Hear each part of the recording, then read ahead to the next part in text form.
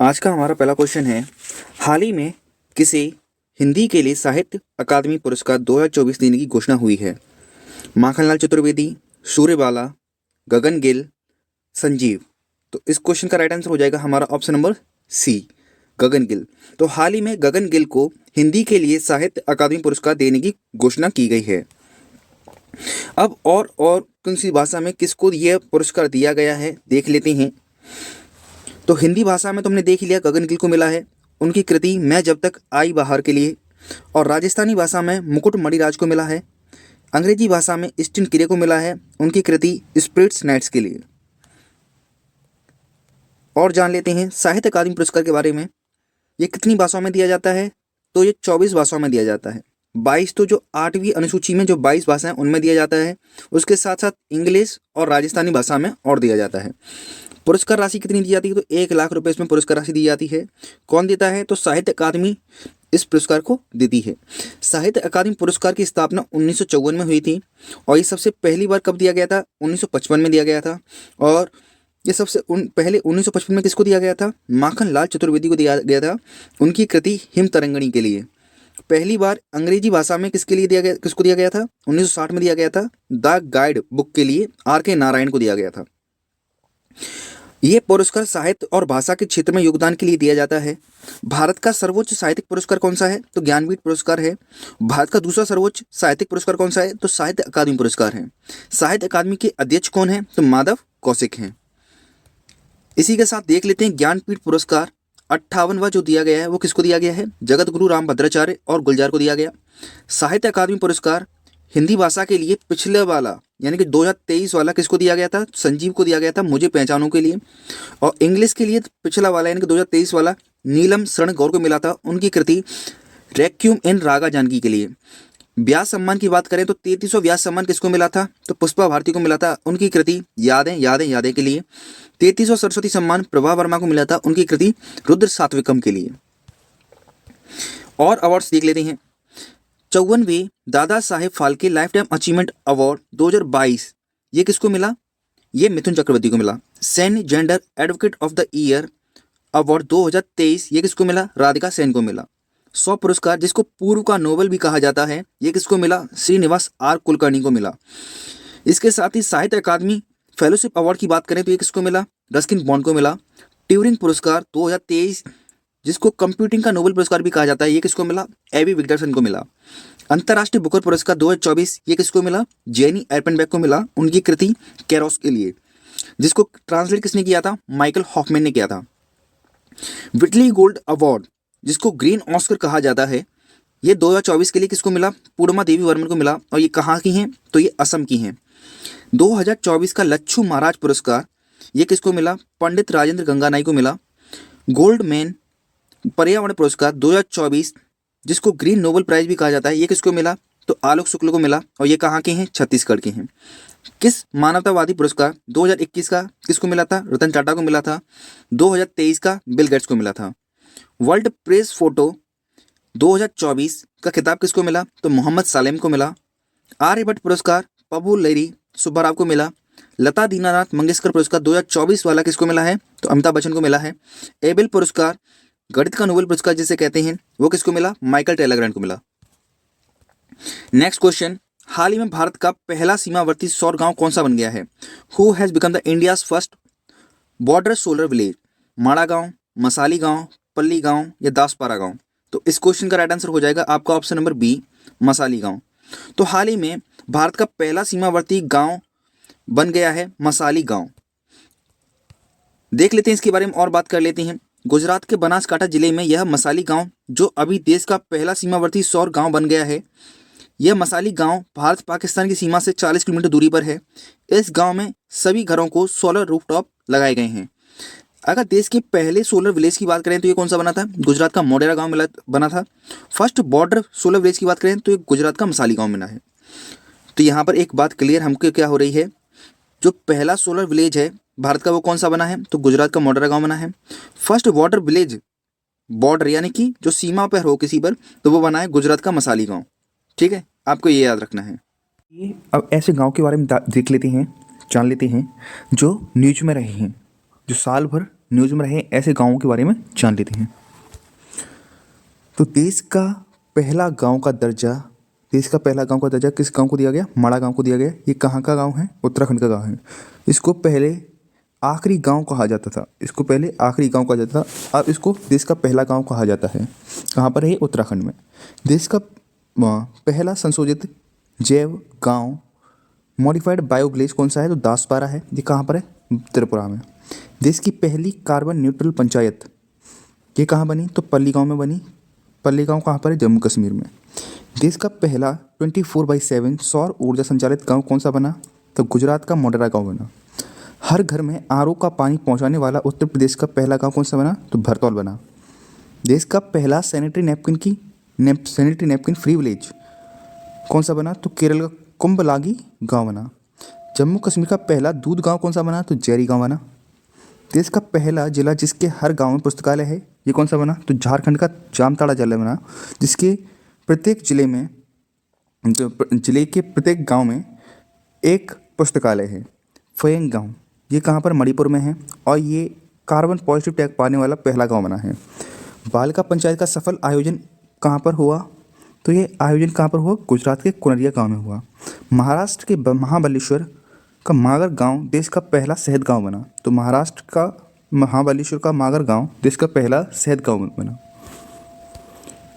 Next question, हाल ही में FIFA Intercontinental Cup 2024 का खिताब किसने जीत लिया है? Who has won the title of FIFA Intercontinental Cup 2024? Real Madrid, Pachuca, Manchester City, Liverpool. तो इस क्वेश्चन का राइट आंसर हो जाएगा आपका option number A, Real Madrid. तो फीफा इंटरकॉन्टिनेंटल कप 2024 का खिताब किसने जीता? तो रियल मैड्रिड ने जीत लिया। किसको हराया था इसने? तो इसने मैक्सिको की पचुआ टीम को हराया था। यह हुआ कहाँ पर था? तो हुआ था कतर के लुसेल स्टेडियम में। बेस्ट फीफा मेंस प्लेयर के बारे में हम कल भी देख चुके थे। विनीसियस जूनियर बने थे जो कि कहाँ के थे? ब्राज़ील के थे। बेस्ट फीफा वुमेंस प्लेयर कौन बनी थी? तो एटेना बोनमार्टी बनी थी, स्पेन की थी। अब थोड़े से फैक्ट्स और देख लेते हैं जो संबंधित हैं फुटबॉल से, फुटबॉल के कप से। एशिया का सबसे पुराना कप जो फुटबॉल के लिए होता है वो होता है डूरंड कप। तो अब इसकी बात करें तो डूरंड कप 2024 इसका 133वां संस्करण ये किसने जीत लिया है? तो गुवाहाटी स्थित north east United football club ने जीता, मोहन बागान को हराकर। मोहन बागान इस खिताब को 8 बार जीत चुकी है और मोहन बागान को हराकर north east United football club ने यह खिताब जीत लिया है, 133वां संस्करण। अंडर 17 वुमेंस वर्ल्ड कप 2024 ये कहाँ पर हुआ? तो डोमिनिकन रिपब्लिक में हुआ।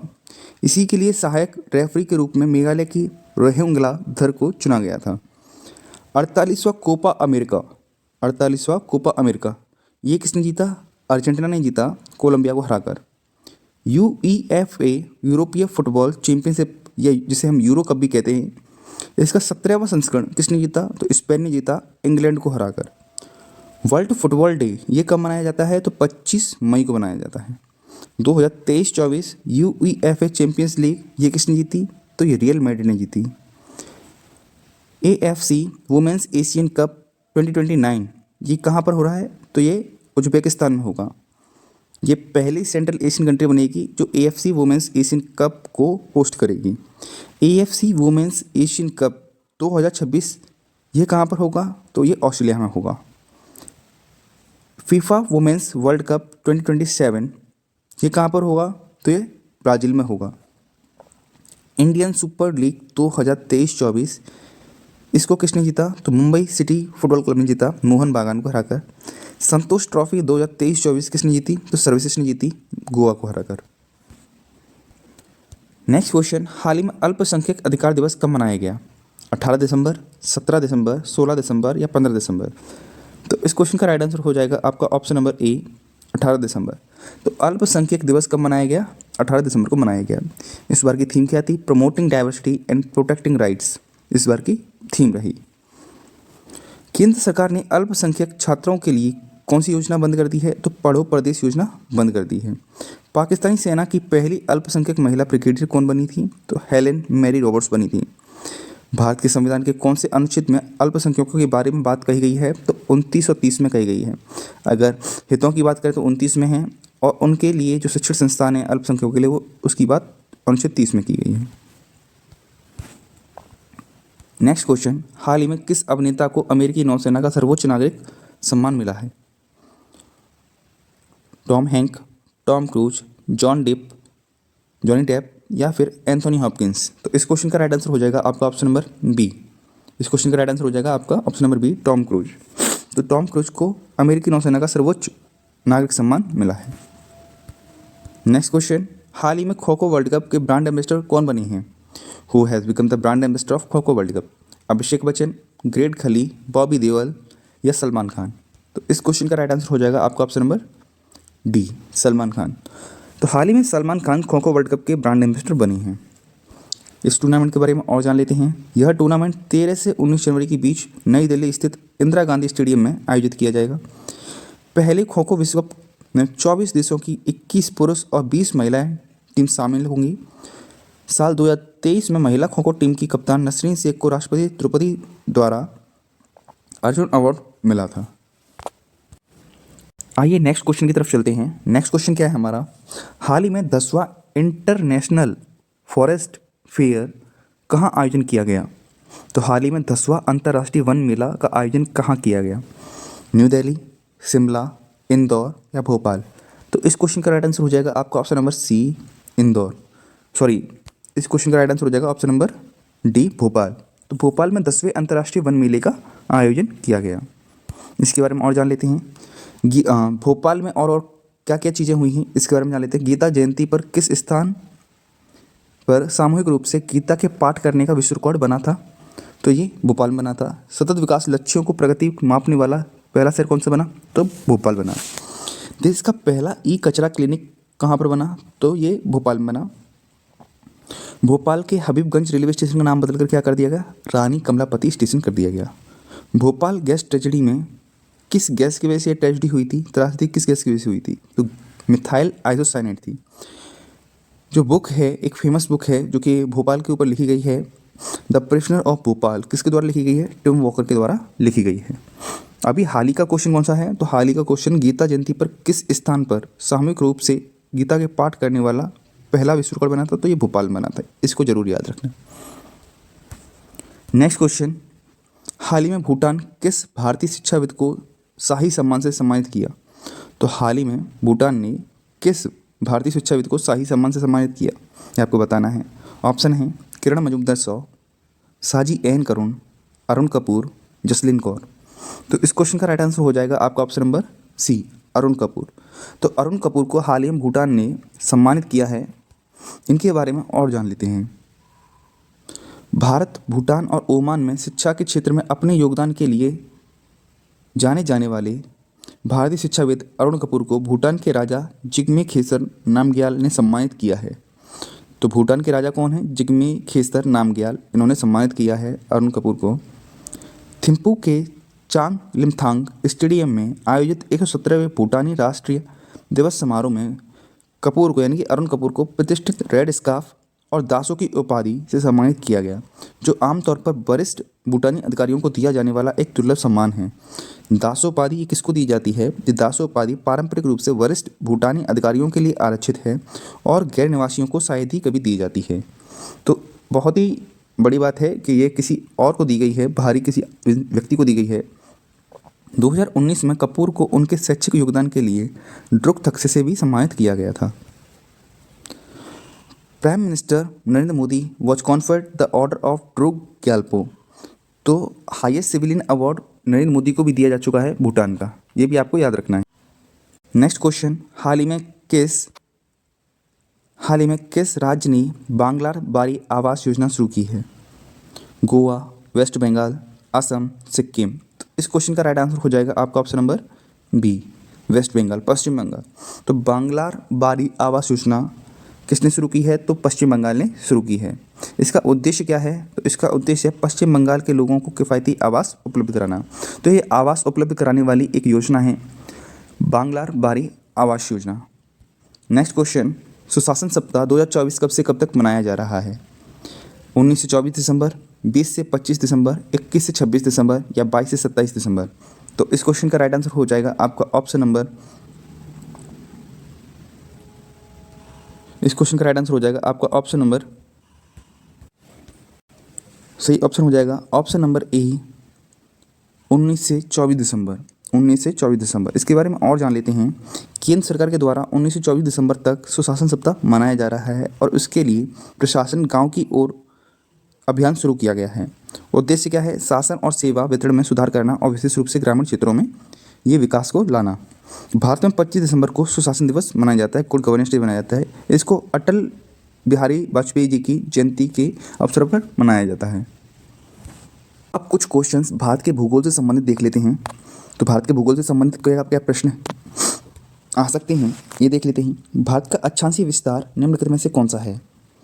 8 डिग्री 4 मिनट्स से लेकर 37 डिग्री 6 मिनट्स उत्तरी अक्षांश, 10 डिग्री 4 मिनट से 40 डिग्री 6 मिनट्स उत्तरी अक्षांश, 6 डिग्री 4 मिनट से 35 डिग्री 6 मिनट्स उत्तरी अक्षांश, 9 डिग्री 4 मिनट से 39 डिग्री 6 मिनट्स उत्तरी अक्षांश। तो इस क्वेश्चन का राइट आंसर हो जाएगा आपका ऑप्शन नंबर ए। इस क्वेश्चन का राइट आंसर हो जाएगा 8 डिग्री 4 मिनट से 37 डिग्री 6 मिनट अक्षांश। नेक्स्ट क्वेश्चन, भारत का सबसे दक्षिणी बिंदु कौन सा है? भारत का सबसे दक्षिणी बिंदु कौन सा है? ऑप्शंस हैं कर्क रेखा, Indira col, Indira point, cape Comorin. So सबसे दक्षिणी बिंदु पूछा है, ना कि ये पूछा कि मेन लैंड पर है या फिर भारत के प्रायद्वीप पर।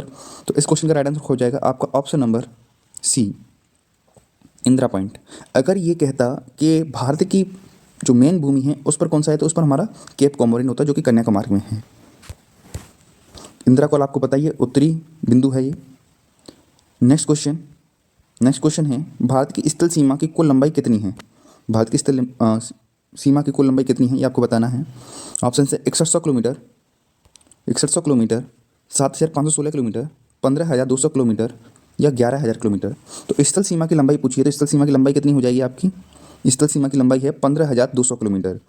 जबकि तटीय सीमा की बात की जाए आइलैंड्स को छोड़कर तो 6100 किलोमीटर हो जाएगी। अगर आइलैंड्स को मिलाकर बात की जाए तो आइलैंड से मिलाकर बात की जाएगी तो 7516 हो जाती है। टोटल अगर भारत के कितने राज्यों से कर्क रेखा होकर गुजरती है? 5, 6, 8, 10। तो इस क्वेश्चन का राइट आंसर हो जाएगा आपका ऑप्शन नंबर सी, 8। तो कौन कौन से वो राज्य हैं ये भी देख लेते हैं। तो इसके लिए एक बहुत फेमस ट्रिक है, मित्र पर गमछाझार। तो कौन कौन से हो जाएंगे आपके? एम फॉर मिजोरम, त्रा फॉर त्रिपुरा, पा फॉर पश्चिम बंगाल हो जाता है, पा से पश्चिम बंगाल, रा से राजस्थान, गा से आपका हो जाता है गुजरात, माँ से हो जाता है मध्य प्रदेश, छा से हो जाता है छत्तीसगढ़ और जार से हो जाता है झारखंड। तो 1, 2, 3, 4, 5, 6, 7, 8। तो ये 8 राज्यों से होकर गुजरती है। नेक्स्ट क्वेश्चन, भारत का कौन सा राज्य सबसे अधिक राज्यों की सीमा को छूता है? राजस्थान, उत्तर प्रदेश, मध्य प्रदेश या बिहार? तो इस क्वेश्चन का राइट आंसर हो जाएगा आपका option number B, Uttar Pradesh. तो भारत का कौन सा राज्य सबसे अधिक राज्यों की सीमा को छूता है? तो उत्तर प्रदेश छूता है। कितने राज्यों को टच करती है इसकी लाइन? तो 8 राज्य प्लस 1 केंद्र शासित प्रदेश। 8 राज्य प्लस 1 केंद्र शासित प्रदेश। ये कौन कौन से राज्य हैं इनको देख लेते हैं। तो इसके लिए भी एक ट्रिक है, HRUMJCBH। H for Haryana, R for Rajasthan, U for Uttarakhand, M for Madhya Pradesh, J for Jharkhand, C for Chhattisgarh, B for Bihar और H फॉर हिमाचल प्रदेश। ठीक। और इसके अलावा जो केंद्र शासित प्रदेश है वो कौन सा है? तो दिल्ली है, दिल्ली। नेक्स्ट क्वेश्चन की बात करते हैं। तो नेक्स्ट क्वेश्चन क्या कह रहा है, भारतीय मानक समय रेखा इंडियन स्टैंडर्ड टाइम किस देशांतर पर स्थित है?